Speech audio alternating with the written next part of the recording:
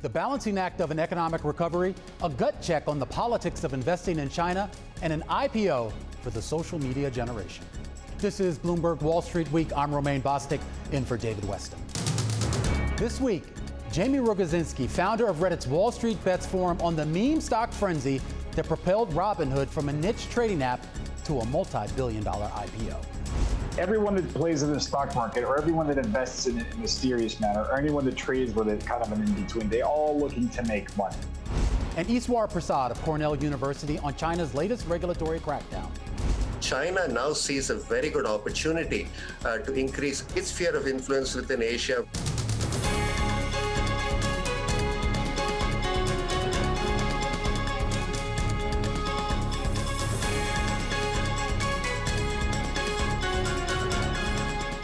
The week started with the worst two-day sell-off in Chinese stocks since the financial crisis in 2008.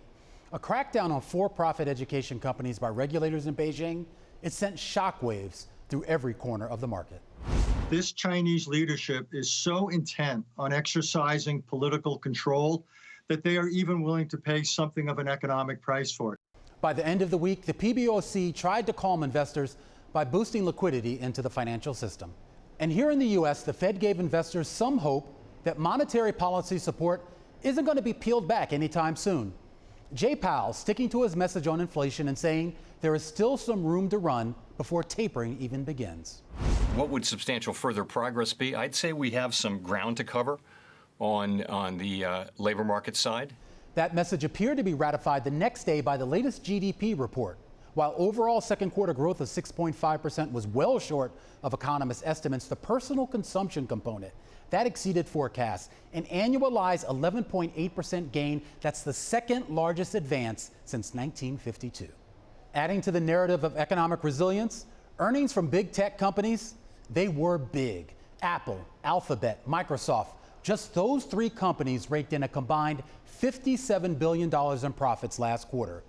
But the reactions in the share prices were mixed, with some investors saying the good news was priced in months ago, and it's the forecasts that have been the cause of concern. Facebook warned of the potential for a slowdown in revenue growth for the second half, as did Apple. And then there's what's going on in Washington. A bipartisan group of senators and the White House reaching a tentative agreement on that $550 billion infrastructure package, shifting the attention now to the next agenda items on President Biden's economic plan. Looks like you reached a bipartisan agreement on infrastructure. Fancy word for bridges, roads.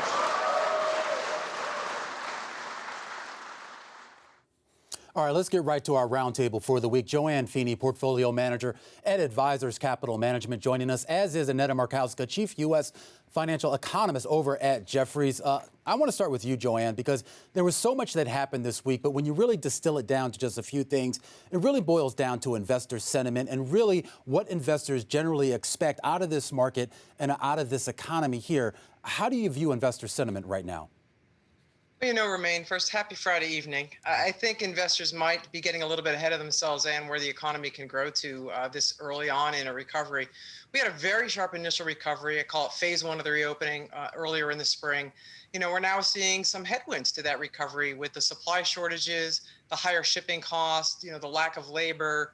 And what we expect to happen is a phase two reopening to develop after Labor Day, as kids are back in school, as those extra unemployment benefits run out. And so I think what we're seeing is growth is coming in a little bit lower than expected in terms of GDP growth. But what that tells us is that it's going to take longer for the full recovery to take place as those shortages ease and labor comes back. And that means that growth will run ahead of long-term trends for longer. And that means if you're in the market, as you know, we hope, like our clients are in the market for longer, you know, you don't care so much about this week or this month or this quarter. What you care about what investors can expect to see in terms of years of investing. And with the growth outlook looking above trend for not just a quarter or a month, but for several quarters to come, it's actually a pretty good investing environment if you select your stocks carefully. All right, well, let's talk about the economic environment backing up that investment environment, Aneta. When we look at some of the most recent data, yes, GDP growth came in a little bit less than what folks were expecting, but we saw some pretty strong consumer spending numbers. And I'm wondering, how do you sort of sort all this out to get a better picture of what that long-term sustainable growth rate is? Yeah, I completely agree with JoAnne. It's been a disappointing first half of the year for sure. But when you look sort of under the hood of the GDP report, final demand very strong, not just consumption, but business investment as well was better than expected. And the weakness really came from areas where it's unlikely to be sustained. We had another big inventory drawdown that will eventually be reversed. Trade was also a drag, and as was housing and government spending. Housing is one area where maybe the weakness is fundamentally driven, but all these other areas of weakness are likely to be reversed. So, I mean, the inventory cycle in particular is something that I think will be very additive to growth over the next year. I mean, inventory levels in this economy are as low as we have ever seen. So while there's a lot of concern about demand slowing at some point, right, as kind of the fiscal stimulus impact fades into the background, but there's so much catching up on the production side of this economy that has to happen, that we'll probably see over the next 12 to 18 months. I think that will support well above trend growth, for the foreseeable future. And that's a great point, Aneta. But when we talk about the Fed and what it's looking at, obviously they're paying attention to that. I assume they have to be paying close attention, too, to the labor market. We get a big labor market report next week with that monthly jobs figure a week from today here. Is the jobs recovery, is that keeping pace here with what we're seeing with regards to consumer spending and some of the other elements of the economy? No, it clearly hasn't been. It has been very disappointing. And we've seen as a result very, very strong productivity growth. The question is, can companies sustain that, right? And sort of seems like something has to give at some point. Either the labor market really has to start catching up, or this is going to start weighing on growth, particularly in the service sector, which is obviously very labor intensive.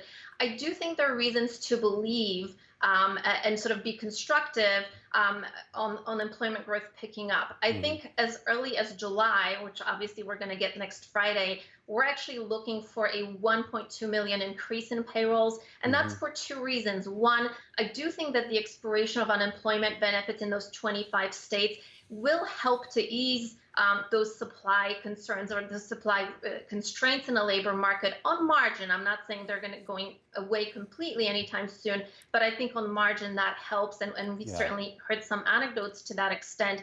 But also, you really have to, when supply is constrained, you have to think about the data in non-seasonally adjusted terms. So employment, actually non-seasonally adjusted terms, has increased by an average of 1.1 million since February, very consistently, and seasonal adjustments have knocked off on average 500,000 from that, right, resulting in sort of subpar growth. Well, in July, that actually swings the other way because you typically get a big seasonal slowdowns, and so seasonal factors will be adding over 1 million. Right. And I think there are reasons to believe that we're not going to get that seasonal slowdown in a lot of industries where you have a lot of pent-up demand, leisure and hospitality, personal services, even construction. And so it makes it pretty easy to actually get 1 million print on this payroll report. Yeah, I want to bring JoAnne back into this conversation, JoAnne, because I'm curious, are you buying into the growth story, not only for the economy, but the idea that some of these industries will continue to show a little bit of resiliency here, even as we maybe get some choppy data along the way? Yeah, I mean, I think we're seeing from the company side a fair bit of resiliency. Obviously, there's a lot of holdups because of those shortages, and they're not being able to produce and generate the sales as much as they'd like. But in terms of the reopening trade, right, that's been weak since mid-March. And that really was, it seems, coincident with this spike in the Delta variant. We saw the 10-year yield go down at the same time. And so I think there's a bit of tentativeness. I agree. I think we're going to see that pick up in jobs with the latest number coming up. And I do think that the sectors that are feeding into the ongoing consumer spending recovery, there's an awful lot of savings out there. Plus, let's not underestimate the cash that's flowing into bank accounts from the child tax credit and the ongoing demand just to get back out there. We saw services spending really improve now for 3 months straight, even as goods sales were a little bit light. But, overall, it just seems like there's an awful lot of pent up demand. We're also seeing, for example, that housing shortage continue to feed into a good potential run of profits for not just the home builders, but the furniture suppliers, the appliance suppliers, and all of this has just been held up by shortages. And so I think there's just an awful long runway ahead of these companies.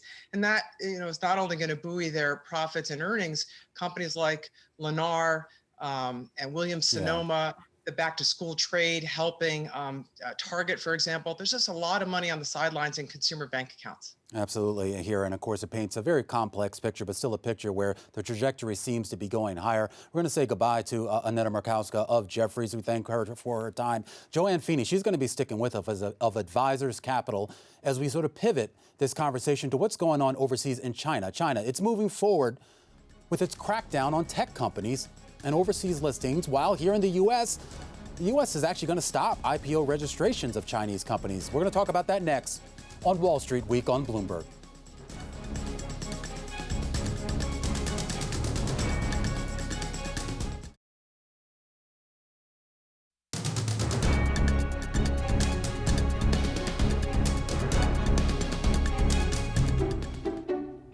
Investing in China has always come with political risk. But this week, investors were jolted by a reminder of just how broad that risk can extend. Chinese regulators telling an entire for-profit industry that it needs to start operating like a nonprofit. The largest private education firms in the country left scrambling to restructure under edicts that largely prohibits them from making profits, raising capital, or going public. There's always this kind of political risk or tail risk. In addition to the education companies, property management firms like Evergrande and food delivery services like Meituan also were sold off after Beijing signaled tighter rules for both of those sectors. And internet platforms like Alibaba and Tencent, they've been under regulatory scrutiny now for months. Many of these companies had global backing from investors like Tiger Global and SoftBank Vision Fund. Hedge funds caught in the crosshairs, they now have the option of either marking down their portfolios or getting battered in a sell-off. We've had a sort of a week watching the carnage without being caught by it, which is a nice place to be. And if you're a global investor, it's impossible to ignore China. It's the second biggest economy in the world. Now, toward the end of the week, authorities in Beijing stepped in to calm the market. But by then, the damage was done. Billions of market value erased, and many companies, including Tencent, choosing to preemptively suspend new user registrations for some services. We're on the verge of having platforms and companies that are so powerful and so influential in the political process that they're ungovernable. Now, the current regulatory campaign looks a lot like the crackdown that began in late 2020 against Chinese internet giants like Alibaba and Ant Group. Beijing is seeking to increase scrutiny over data collection and overseas listings. What the Chinese government is now doing is cracking down on the big companies that dominate various sectors at the exclusion of smaller companies. Some investors are seeing a buying opportunity in the panic selling. The more nervous they are, less people are going to be investing there. And for someone like us that's got long-term capital, we can end up doing exceptionally well out there. Even after China tried to restore investor confidence, the Politburo, it's pushing ahead in its crackdown by instructing the 25 largest internet and tech companies to carry out internal reviews of data security. And the U.S. is putting its own measures into place to restrict listings of Chinese companies. Joining us right now is Eswar Prasad, professor of trade policy over at Cornell University, and still with us, JoAnne Feeney of Advisors Capital. Eswar, I want to start with you. This really rattled markets earlier this week and really into last week here. We talk a lot here about restricting data security and just trying to rein in industries. But I'm wondering if there's something a little bit broader, maybe it's something even a little bit deeper to what Beijing and Xi Jinping is trying to do. It's a confluence of economics, domestic politics, and geopolitics. I think on the domestic front, Beijing is sending a very clear message that it wants to rein in large private companies, especially the big tech companies, because it sees them as having grown too big for their britches. In other words, they're using data in ways that makes Beijing uncomfortable, and they're pushing back against some of Beijing's policies. This is not to Beijing's liking. But in addition, I think there is a sense right now that this is also feeding into geopolitical issues. In the US, we are seeing a pushback because of the way These companies are being run under government control, implicit or otherwise, and there is a sense that they could become conduits for the Chinese government to mop up data and information from other countries, especially the U.S. So I think we are seeing these cross currents all come to play in what Beijing has been doing right now. But Eswar, it seems to have accelerated. I mean, you go back to last year with the Ant Group IPO that never really happened here. And then it seemed like, okay, maybe this was just about Jack Ma. Maybe this was just about Alibaba and Ant Group. But now this really seems to have just accelerated across so many industries. And a lot of investors are really trying to make sense here as to what the end game is. So I think there was a time when companies like Ant and Tencent played a very useful role in China's development. They brought a lot more people into access to digital payments, into broader aspects of financial services. It did help in the anti-poverty drive. Plus, of course, last year when the pandemic got going, there was a real concern that the economy was not doing so well. But by the end of 2020, I think the economic winds and the political winds had shifted. There was a sense that these companies now needed to be brought under rein, and it was a good time for doing so. And I think there was also a very important swing in sentiment in the Politburo, where the tolerance and the power accorded to these corporations, I think gave way to a great deal of unease that these companies were basically not under Beijing's control anymore. And the sort of money they were trying to raise from abroad was another concern. That again, rather than relying on domestic financial markets, they were relying on foreign financial markets. And that left these companies vulnerable, both in terms of their financing and potentially in terms of their technology. So I think what we're seeing here is really a reflection of an increasing inward orientation of Beijing's policies. So, JoAnne, the investor reaction this week, I mean, it was really, at least as an amalgamation, one of the worst reactions that we've seen in some of the main Chinese indices going back really to the financial crisis, the global financial crisis in 2008, 2009. As an investor, as someone out there who's supposed to look at risk and assess whether that risk is worth taking here, how do you look at China right now as an investment? Yeah, Romaine, the important thing about China, and I think their intervention, is to recognize that the Chinese power leaders are always playing a long game, and they're very pragmatic. They clearly want to make sure that they retain political control, and their tamp down of the individuals and some of the companies that sort of, defied their wishes is a clear lesson to how those businesses will operate going forward. At the same time, we believe the Chinese government very much wants to continue its pace of economic growth and development. I mean, while the country has grown in economic terms, per capita income still lags badly, and they would like to see that change. And so for the companies that, U.S. investors have access to now, companies like Baidu and Alibaba and Tencent, we believe these companies are core to the overall mission for China, which is to continue to raise living standards, to become more powerful in the global economy. And although we are seeing crackdowns and regulations, ultimately, we think these companies will be able to continue to grow. In fact, it's essential that they do grow for China to achieve its overall mission. And so while it's likely to be a continued bumpy ride in terms of the stocks, I think investors have to continue to play the longer game. Yeah, and I've heard that from a lot of other investors, Eswar, this idea here that China is just such an attractive jewel for anyone sort of looking to make money, to capitalize on a growing economy, a growing population, and growing wealth within that population here. Is there a competitor for a foreigner looking to invest in that type of economy? Is there any other game in town other than China out there? Well, there are other emerging markets which have an even higher level of risk and potentially higher reward as well. But I think China remains a very important market given the size of the economy, given the potential it has for continuing to grow at a rapid pace. And this is going to bring up the tension that every investor has to deal with, that betting on the China growth story is going to be a good bet over the long term. But as JoAnne said, it's going to be a tough bet to make because you have to choose your sectors very carefully. You have to choose the firms within the sectors very carefully. And ultimately, there is going to be an element of capriciousness of government policies that you're going to have to deal with that adds another layer of uncertainty. But if you can stomach this uncertainty, I think there is good money to be made in China. over the long run if you're careful and selective. What about sort of the interplay, though, of government policy? The idea that you still have a relationship between the U.S. And China, an economic relationship, a trade relationship, and a political relationship to a more smaller degree here. Is there any sense here that whatever détente is out there right now between these two countries, that will either be resolved or could it potentially worsen? I think China and the markets are preparing for persistent tensions between the U.S. and China. It's very clear that there has been no change in overall strategy, although it's certainly some changes in the tactics of the Biden administration relative to the Trump administration. And I think China is preparing for more self-sufficiency, more self-reliance.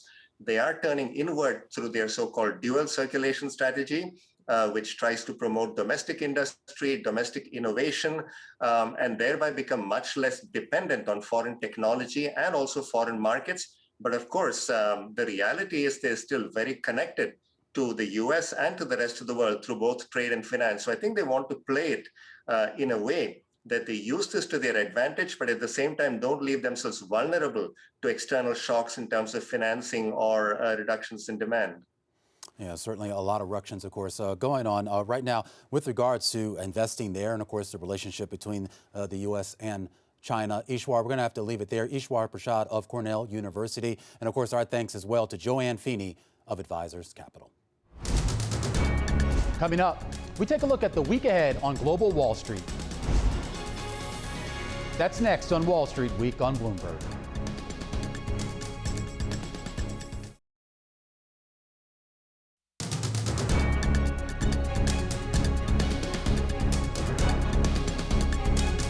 This is Wall Street Week. I'm Romaine Bostick. It's time now for us to take a peek at what lies in the week ahead for global Wall Street. Following the tremors for Chinese stocks on regulatory concerns, Alibaba's management will likely be fielding plenty of questions on next week's earnings call about plans to navigate policy minefields as Chinese authorities prioritize longer-term social goals. Alibaba backer SoftBank also reports results next week and will be looking for updates on the group's DD holdings. Earnings from New Oriental will be in focus on Tuesday. It's one of the Chinese companies affected by reforms to the private education sector. And as for the eco calendar, we get PMI and inflation data from across Asia, plus rate decisions from Thailand, Australia, and India. Now, the RBI is seen putting up with faster inflation and is likely to hold rates at the August 6th meeting. Danny? Thanks, Sophie. Well, the big event is a Bank of England rate decision on Thursday, but we also have a whole host of earnings, including from the banks like SocGen and Standard Chartered. Taylor? Thank you, Danny. Certainly a lot going on, at least when it comes to relations with China. So on Monday, remember, there's a ban that is going in place on investing, a U.S. ban on investing in 59 Chinese firms with ties to the military. So certainly seems like things are heating up when it comes to relations between the two countries. I want to talk about those equity markets, though, because it's going to be a big week for earnings. We're coming off of some big tech earnings. We push it forward to 60, 80 on Tuesday, on Wednesday, on Thursday. Let's think about Uber and Lyft, Wynn, MGM, as we think about the reopening and how strong the recovery is. Crypto and Coinbase and Square also coming as well as we think about sentiment here for some of those cryptocurrencies. Finally, Friday is going to be the big day because it is Jobs Day. July's report should show another month of robust hiring, but businesses have really been talking about how hard it is to bring back workers back to the office. So certainly the hiring, the pace of hiring, that payrolls report, Romaine, certainly a key going forward. Our thanks to Sophie, Danny, and Taylor. Coming up, Reddit day traders were known to rely on the Robinhood app to buy and sell stocks. Well, now they can invest in Robinhood itself. The company going public this week. We're going to talk to the founder of the Wall Street Bets Forum, Jaime Rogozinski, and to the former SEC Counsel Thomas Gorman on the merits and pitfalls of a company that changed the way we invest. That's next on Wall Street Week on Bloomberg.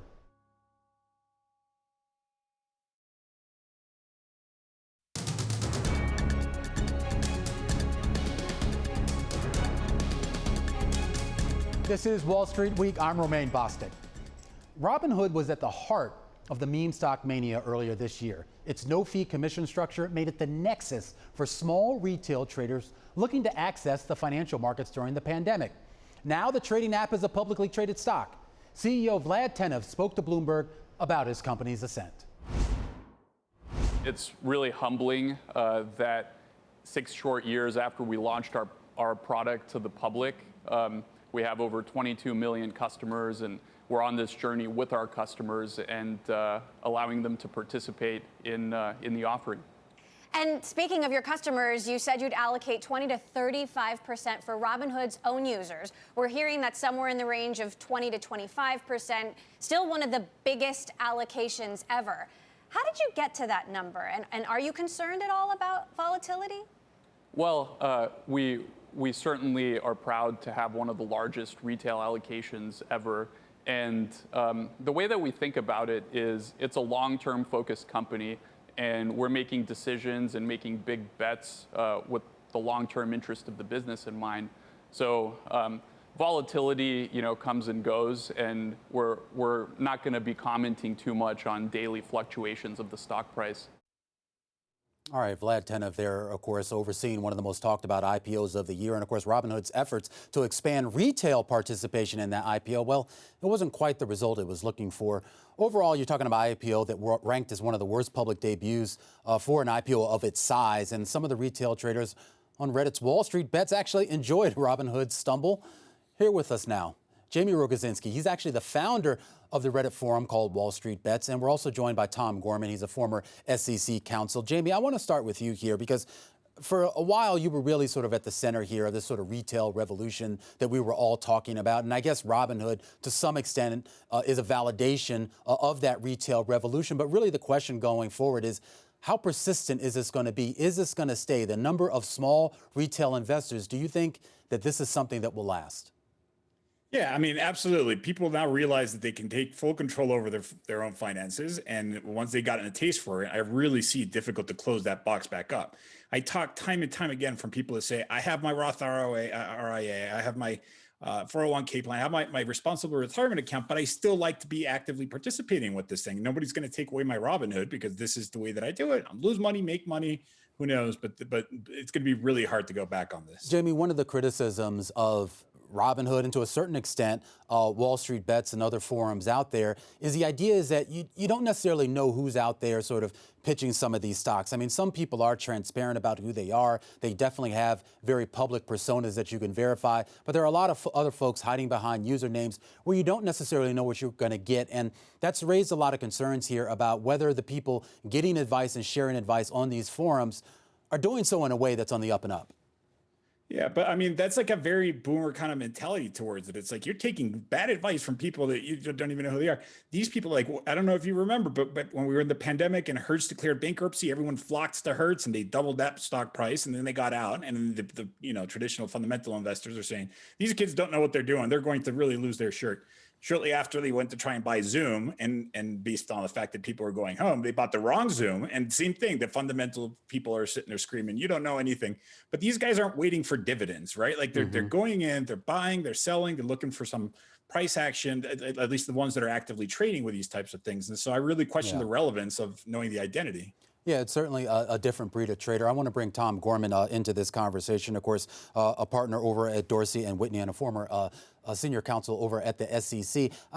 Tom, Jaime makes a good point here about just the type of person on these forums, the type of person who gravitates to a Robinhood. And then you have certain folks out there who say, well, these people need to be protected from themselves. You need government involvement. You need more regulation, more legislation. What do you say to that? No, I don't think these people need more legislation. I think these people just need to spend some time taking a look at what's on the books. Robinhood really represents a culture change in the way that things have been done on Wall Street for decades. Now you've got a brokerage firm they're not the first, but they're not charging commissions. They're making all their money from order flow. And what they've done is really revolutionary. They brought people to the table. They brought people to the markets who never participate in the markets. And this is something that everybody involved on Wall Street, everybody from the SEC to the exchanges, to anybody involved with Wall Street, has wanted for a long time. But there's a downside to that, and you saw some of it today with the way yesterday with the way the IPO got executed. You've got a lot of young people who are jumping into the market. They're trading almost in a game-like way, and I don't mean to go back to the GameStop episodes earlier on, but they're trading almost like that, and they're putting in money and they're watching it run, and they're not doing the homework and they're not doing the studying, and that gives you a different kind of a dynamic. And hopefully what will happen going forward is these people will spend the time, they've got the disclosure, they've got the information, and they'll learn. But it's going to be a rough process for them. It's going to be a bumpy process for Robinhood. You saw it yesterday with the way their IPO executed. Yeah, well, Tom, talk a little bit about the risk for Robinhood, the company itself, and how they can navigate that. There's already a lot of reporting out there about the SEC, the current commissioner there, Gary Gensler, and just doing a deeper dive into payment for order flow, basically the company's main sort of source of revenue here, how much they're disclosing this information to investors, and how much disclosure about the risk of investing they're disclosing to the folks who use their app here. How does Robinhood navigate this regulatory environment? Because right or wrong, there's going to be a lot of pressure to impose some new guardrails. Well, I think what Gary wants to do is just what you said. He wants to put some more guardrails around this, but there's already a lot of guardrails out there. The fact of the matter is, Robinhood takes in like 80% of its revenue from all of these young people who are getting in here. They're reading Reddit, they're reading the other message boards, and they're jumping in with small amounts of money, and they're trading because there's no fees. And, like I said, it's almost a game-like thing. Gary wants to change that, but I'm not looking for us to go back to the days when Robinhood and other firms like them are charging straight-up commissions the way most retail brokers do on the street. On the other hand, you need to look at what Robinhood's doing. They started with this, payment for order flow. You don't have to pay fees. You don't have to do anything. Come on down and trade, okay? And when the stocks start to run, some of these people made a bunch of money. And when the stocks stopped running, they lost a lot of money and they were real unhappy. But that's part of the deal if you're going to trade like this is a game. Yeah. They'll learn over time not to do this. I don't think payment for order flow is going away. Maybe Gary Gensler will get his guardrails, maybe a little bit more disclosure. But a little bit more disclosure is not going to change the way payment for order flow works or the way these people are trading. So Jamie, to Tom's point, I mean, he talks about this being part of the game. That's part of the game for retail investors. Frankly, it's part of the game for the big institutional investors as well. They win and they lose probably just as much as some of these smaller guys. We've also seen, though, over the past year, I mean, you mentioned Hertz, where a lot of these smaller guys got it right when it was the big hedge funds and the big institutional money managers who got it wrong. And I'm wondering if there's something there that we can read into this idea of this sort of collective sort of herding of information, of opinions, to make a decision about whether a stock is a good buy or not, and whether maybe these individual retail traders are onto sort of a strategy that actually might be better than what we've dealt with in the past. I mean, I'm going to start by saying these guys, I'm going to repeat by saying these guys, a lot of them have their responsible retirement accounts. They're diversified, whatever, ETFs, all these different things with low commission, whatever. That was the case when I started Wall Street Bets. What I was looking for is I have an extra $1,000 this week. I'm willing to risk that $1,000 in hopes that I turn that into more money. It's not going to be my investment or my retirement approach. It's just going to put my extra money to work, and sometimes probably, very oftentimes people lose, right? But then they wait for the next paycheck and they deposit their money and play again. But then sometimes you get someone like Keith Gill who takes $50,000 and turns it into $50 million. And so that guy can say, okay, well, this is kind of what I was hoping to do. And now he can do whatever he feels like doing with the rest of his life. And that kind of takes me to the next point. This whole idea of payment for order flow incentives, and it's bad because you become the product. Like it's kind of a silly argument because Keith Gill does not care if he got stiffed or front-runned 2 cents on his options, right? He turned 50,000 into 50 million. I personally was against it. Let me just be the first to admit that I didn't like the execution. It was not compatible with my style. But a lot of people have turned this into an actual sustainable strategy, and we've seen that throughout the years. And just my last point with regards to the Robinhood volatility, I was just thinking when you said that, like I remember the Facebook IPO, and that thing was crazy. It started at 40, it went down to 20, and then now it's at 400. You know, like people that are commenting on the volatilities are sounding like meme stock investors and not like investors. Yeah, and certainly you can't judge an IPO by the first couple of days of trading. It'll take probably years before we get a better assessment of whether this was successful. Tom, I want to give you the last question here, and really, can you talk about just, I guess, the industry change here? I mean, Robinhood has basically taken us to a zero-fee world, I guess, for lack of a better term here. And we've already seen some other companies, some more established companies, sort of try to move down the ladder here to compete. Is this sort of the future? Are we just going to see all of the big brokerages, or at least most of the ones that are willing to sort of waive some of the research and some of the other things and basically go to a zero-fee model? I think this is part of the future. Payment for order flows, like I said before, it's not going away. It's a very popular way to do this. Getting rid of the commissions is a very popular way to do this. And so I think you're going to see this continue, but I think you'll also see it modify off in the future, and just Robinhood showing you exactly what they're doing. What are they doing? They're going to 401ks, they're going into pensions, they're going into way more traditional type of execution. And that's one place where you're going to see this. You're also going to see, when you do payment for order flow the way they do, they say they're getting best execution, but most studies say they're not. And that doesn't really matter if you're trading 5 shares, 6 shares, 7 shares, and you're losing a fraction of a cent. It doesn't matter. But if you're a big player, if you want to make big investments, that does matter whether or not you get those fractions of a cent, because they start to add up. So you're going to see some modification, I think, for the bigger players who are going to want to do this. And hopefully all the people that Robinhood is bringing in here. And, you know, one of the things that was interesting about the IPO was the message boards, they were very mixed. A lot of Robinhood's regular people were very mixed. And the IPO, in my view, was probably as bumpy as it was, not unusual, but because a lot of their fans, or their customers, if you will, didn't really participate. Yeah. This is not what they wanted to do. So they are starting a revolution, but it's going to be, like all revolutions, very bumpy.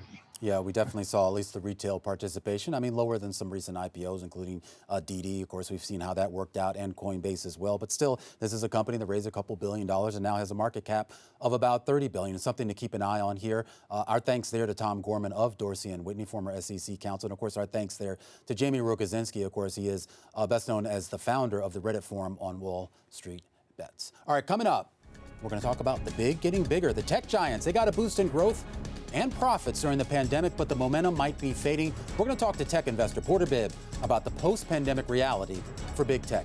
That's coming up next on Wall Street Week on Bloomberg.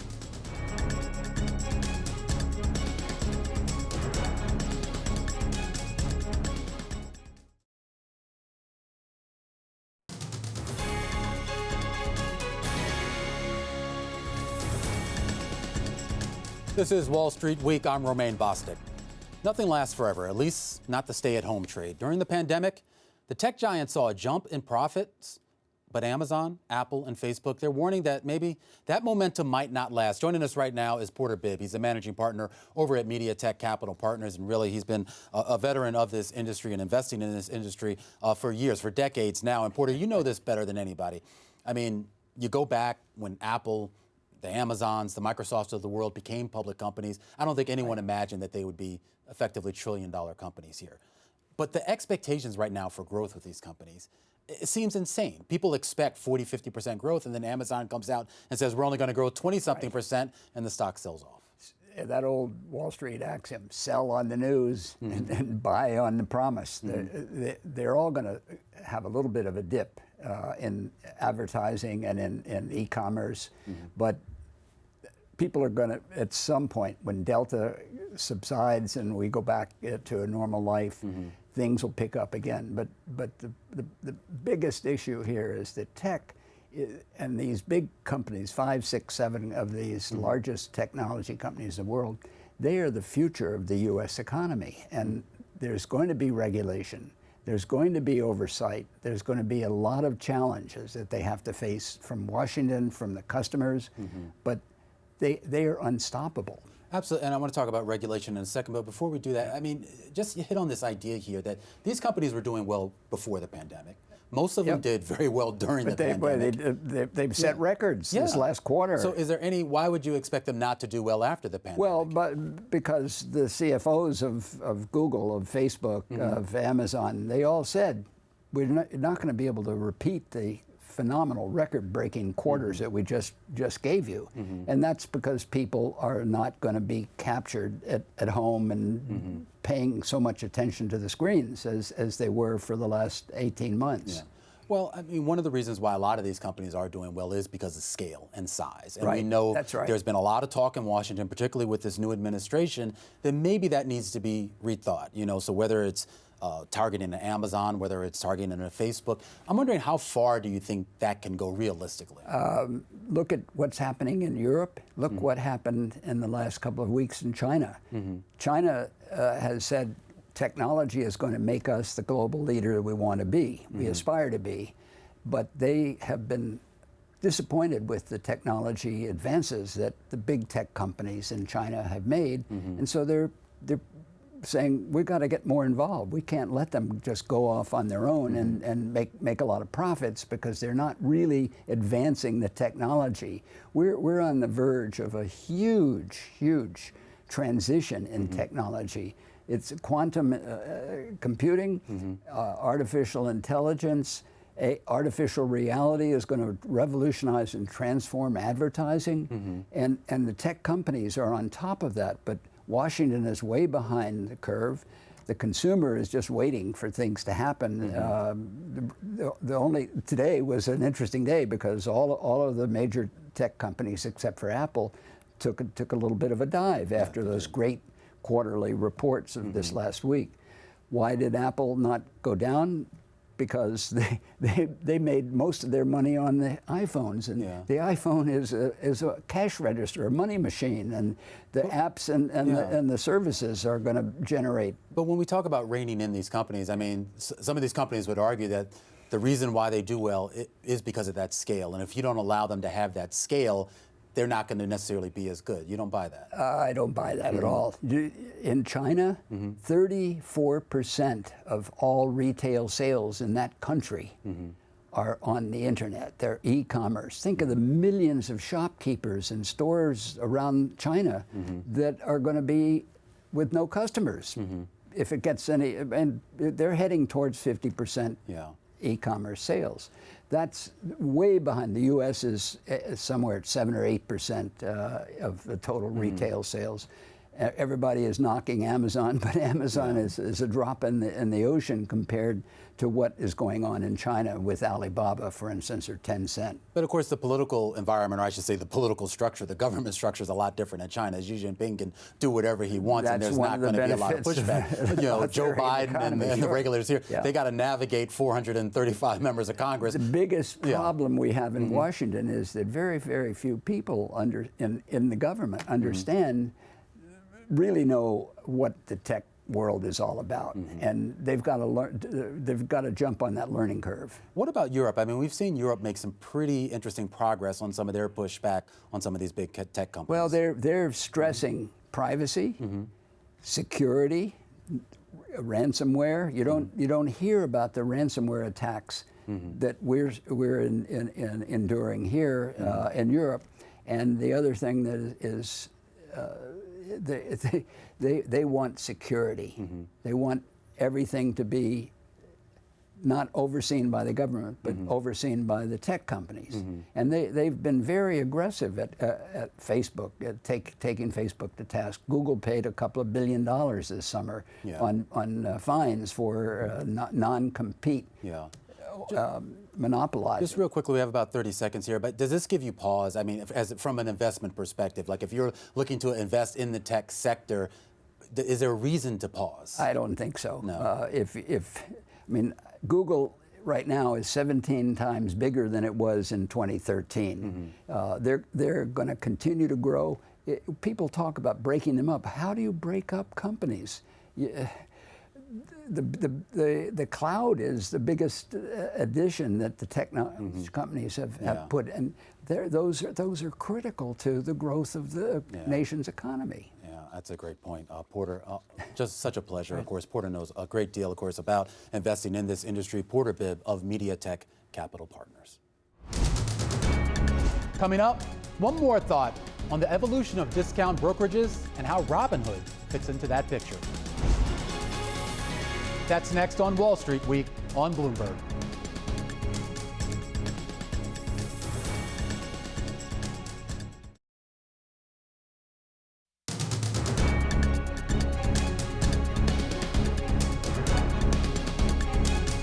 Finally, one more thought on Robinhood. The trading app that the company launched back in 2015, it's credited for disrupting the investment world by letting people trade stocks with no transaction fees, letting people buy fractional shares of companies, and letting people do all of this with borrowed money on a scale that had rarely before been offered to small individual investors. That business model, it's been a hit. 18 million active users on the Robinhood app, $1 billion in annual company revenue, and $80 billion in total assets under custody. But here's the thing. Robinhood's ascent and the playbook that it followed, it isn't new. While Robinhood certainly deserves credit for the way that it helped democratize finance, the revolution, it's long been underway here.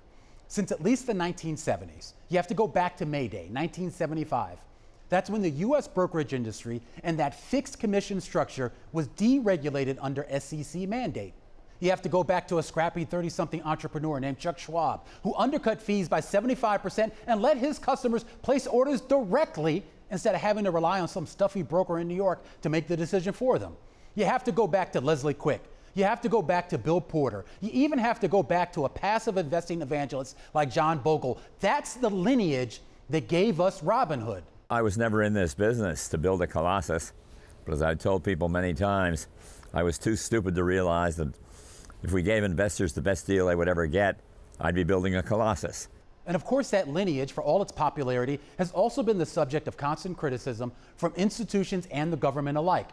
Robinhood CEO Vlad Tenev, he's been grilled by Congress already on whether the game-like features of this trading app fueled some of the wild speculation this year in GameStop, AMC, and other stocks. Regulators are still looking into whether Robinhood is truly disclosing the risk of margin trading to its retail base. And then, of course, there's all that controversy over Robinhood's main revenue stream, that payment for order flow model that relies on large institutional trading firms.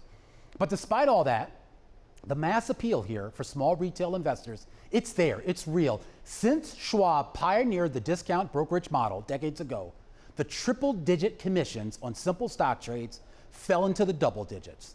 And then it dropped into the single digits. And now with Robinhood, it's at zero. We think we will do very well offering our services free for transactions. So Robinhood, along with its startup competitors like eToro, Webull, Acorns, it's less revolution and more evolution. Evolution spurred on 50 years ago by government regulators seeking change, entrepreneurs who were smart enough to see change a-coming, and a growing number of individual investors looking for a simpler and lower cost way of participating in the greatest financial market in the world. That does it for this episode of Wall Street Week. I'm Romaine Bostick. This is Bloomberg.